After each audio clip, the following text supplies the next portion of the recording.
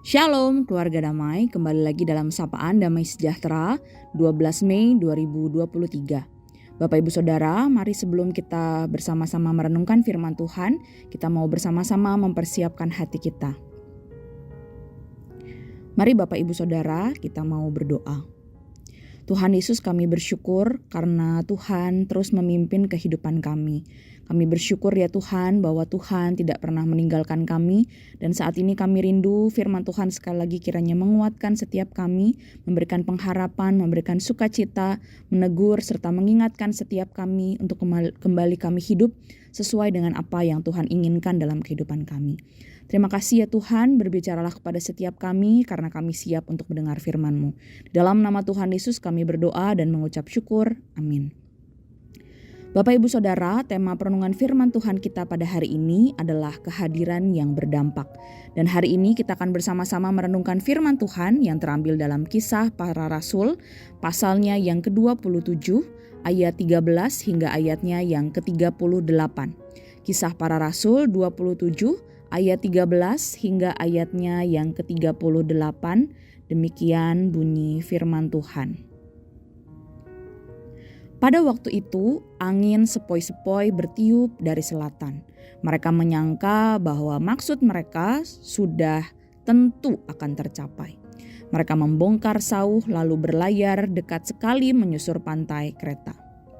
Tetapi tidak beberapa lama kemudian turunlah dari arah pulau itu angin badai yang disebut angin timur laut. Kapal itu dilandanya dan tidak tahan menghadapi angin haluan. Karena itu kami menyerah saja dan membiarkan kapal kami terombang-ambing. Kemudian kami hanyut sampai ke pantai sebuah pulau kecil bernama Kauda. Dan di situ dengan susah payah kami dapat menguasai sekoci kapal itu. Dan setelah sekoci itu dinaikkan ke atas kapal, mereka memasang alat-alat penolong dengan meliliti kapal itu dengan tali. Dan karena takut terdampar di beting Sirtis, mereka menurunkan layar dan membiarkan kapal itu terapung-apung saja.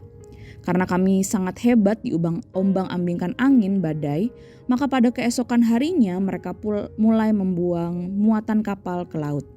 Dan pada hari yang ketiga mereka membuang alat-alat kapal dengan tangan mereka sendiri. Setelah beberapa hari lamanya, baik matahari maupun bintang-bintang tidak kelihatan. Dan angin badai yang dahsyat terus-menerus mengancam kami. Akhirnya putuslah segala harapan kami untuk dapat menyelamatkan diri kami. Dan karena mereka beberapa lamanya tidak makan, berdirilah Paulus di tengah-tengah mereka dan berkata, "Saudara-saudara, jika sekiranya nasihatku dituruti, supaya kita jangan berlayar dari Kreta, kita pasti terpelihara dari kesukaran dan kerugian ini. Tetapi sekarang, juga dalam kesukaran ini, aku menasehatkan kamu, supaya kamu tetap bertabah hati. Sebab tidak seorang pun di antara kamu yang akan binasa kecuali kapal ini. Karena tadi malam seorang malaikat dari Allah, yaitu dari Allah yang aku sembah, sebagai miliknya berdiri di sisiku. Dan ia berkata, 'Jangan takut Paulus, engkau harus menghadap Kaisar. Dan sesungguhnya oleh karunia Allah, maka semua orang yang ada bersama-sama dengan engkau di kapal ini akan selamat karena engkau. Sebab itu tabahkanlah hatimu saudara-saudara, karena aku percaya kepada Allah bahwa semua ini pasti terjadi sama seperti yang dinyatakan kepadaku. Namun kita harus mendamparkan kapal ini di salah satu pulau.' Malam yang ke-14 sudah tiba dan kami masih tetap terombang-ambing di Laut Adria. Tetapi kira-kira tengah malam anak-anak kapal merasa bahwa mereka telah dekat daratan. Lalu mereka mengulurkan batu duga dan ternyata air di situ 20 depa dalamnya. Setelah maju sedikit mereka menduga lagi dan ternyata 15 depa. Dan karena takut bahwa kami akan terkandas di salah satu batu karang, mereka membuang 4 sauh di buritan. Dan kami sangat berharap mudah-mudahan hari lekas siang.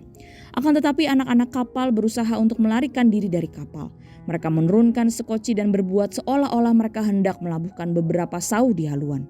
Karena itu Paulus berkata kepada perwira dan prajurit-prajuritnya, "Jika mereka tidak tinggal di kapal, kamu tidak mungkin selamat." Lalu prajurit-prajurit itu memotong tali sekoci dan membiarkannya hanyut. Ketika hari menjelang siang, Paulus mengajak semua orang untuk makan. Katanya, "Sudah 14 hari lamanya kamu menanti-nanti saja, menahan lapar dan tidak makan apa-apa. Karena itu, aku menasehati kamu supaya kamu makan dahulu. Hal itu perlu untuk keselamatanmu. Tidak seorang pun di antara kamu akan kehilangan sehelai pun dari rambut kepalanya." Sesudah berkata demikian, ia mengambil roti, mengucap syukur kepada Allah di hadapan semua mereka, memecah-mecahkannya lalu mulai makan. Maka kuatlah hati semua orang itu, dan mereka pun makan juga.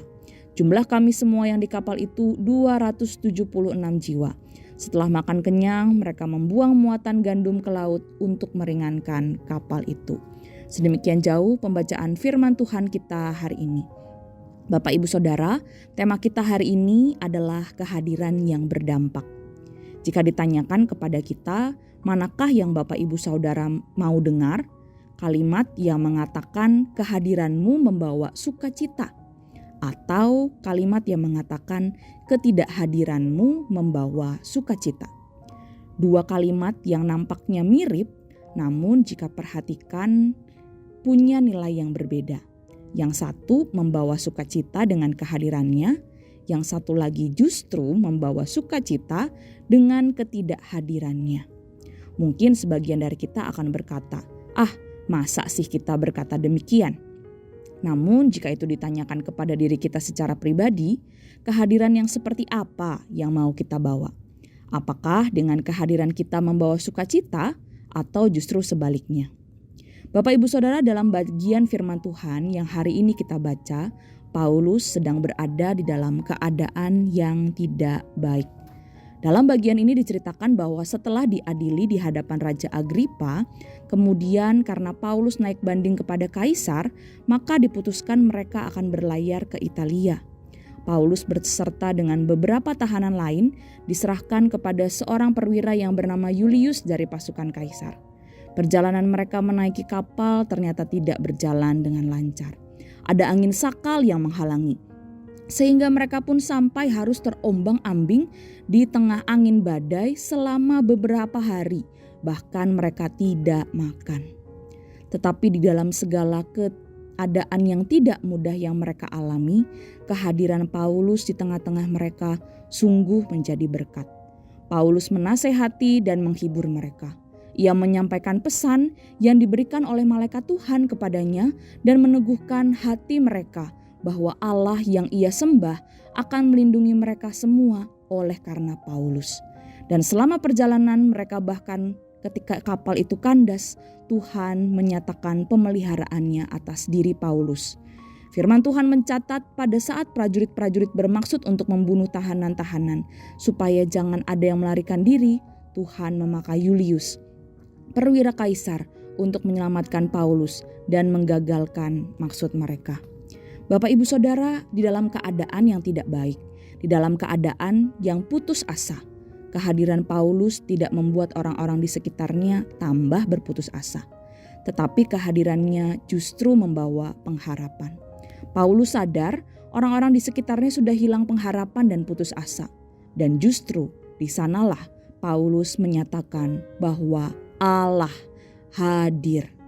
Kehadiran Allah di tengah-tengah ketakutan mereka menjadi pengharapan dan membuat mereka kembali hidup berpengharapan. Dikatakan, "Jangan takut, kamu tidak akan mati, karena Tuhan Allah hadir dan pasti akan menolong." Bapak Ibu Saudara, itulah wujud kehadiran Allah di tengah pergumulan manusia yang mau Paulus sampaikan lewat kehadirannya. Secara manusiawi, Paulus juga mungkin merasa takut. Tetapi Paulus percaya pada Allah sehingga ketakutannya tidak menguasai. Sehingga kehadirannya justru menjadi kekuatan bagi orang lain. Karena Paulus percaya Allah menyertai, Allah hadir dan Allah berkuasa untuk menolong setiap orang yang percaya kepadanya. Bapak Ibu Saudara, beberapa di antara kita mungkin ketika kita ada di dalam pergumulan, ketika kita melihat pergumulan orang lain atau lingkungan sekitar kita atau pergumulan teman-teman kita, bagaimana respon kita? Apakah kita akan mudah untuk berputus asa? Apakah kehadiran kita justru membawa suasana yang ikut-ikut negatif? Atau kita belajar untuk memahami keadaan sambil memberikan pengharapan dalam kekuatan? Bapak Ibu Saudara, mari kita belajar lewat firman Tuhan pada hari ini untuk bergantung dan percaya penuh pada kehadiran Allah dalam kehidupan kita. Kehadiran Allah yang berdampak memberikan kita kekuatan, memberikan kita sukacita dan pengharapan. Sehingga di tengah-tengah kehidupan kita, meskipun di dalam pergumulan, kita pun percaya bahwa Allah hadir. Dan lewat kehadiran kita di tengah-tengah keluarga, di tengah-tengah lingkungan sekitar kita, kita justru membawa dampak sukacita dan pengharapan itu. Percaya bahwa segala sesuatu ada di dalam rencana Allah yang indah. Dan Allah turut bekerja untuk mendatangkan kebaikan, bahkan ketika kita menghadapi tantangan sekalipun. Mari kita belajar percaya bahwa Tuhan hadir dan menolong. Sehingga dengan demikian kehadiran kita pun dapat berdampak dan memberi kekuatan karena Kristus hadir dalam hidup kita. Mari Bapak Ibu Saudara, kita merenungkan firman Tuhan ini, kita mau bersama-sama berdoa. Tuhan Yesus, terima kasih karena firman Tuhan hari ini mengingatkan kami bahwa di dalam keadaan yang berat sekalipun, putus asa sekalipun, keadaan takut sekalipun, Engkau hadir dalam kehidupan kami. Dan kehadiran-Mu itu memberikan kami kekuatan. Kehadiran-Mu memberikan kami sukacita, damai sejahtera, dan pengharapan. Oleh sebab itu ya Tuhan, kami mau belajar untuk percaya kepada Tuhan. Dan kami mau membawa hidup kami untuk kami pun juga bisa hadir di tengah-tengah keluarga, lingkungan sekitar kami, membawa sukacita, membawa kekuatan, damai sejahtera, dan pengharapan bagi mereka. Agar mereka pun melihat Tuhan di dalam kehidupan kami. Terima kasih Tuhan Yesus, mampukan kami untuk melakukan firman-Mu. Di dalam nama Tuhan Yesus kami berdoa. Amin.